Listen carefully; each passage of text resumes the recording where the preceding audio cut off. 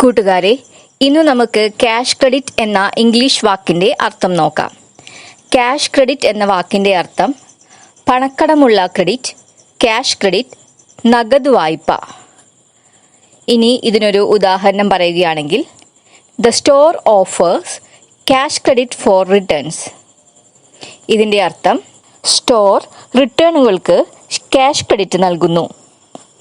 ഇനി മറ്റൊരു ഉദാഹരണം പറയുകയാണെങ്കിൽ, you can use your cash credit to buy anything here.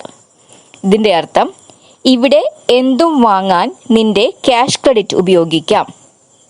ഒരിക്കൽ കൂടി പറയാം.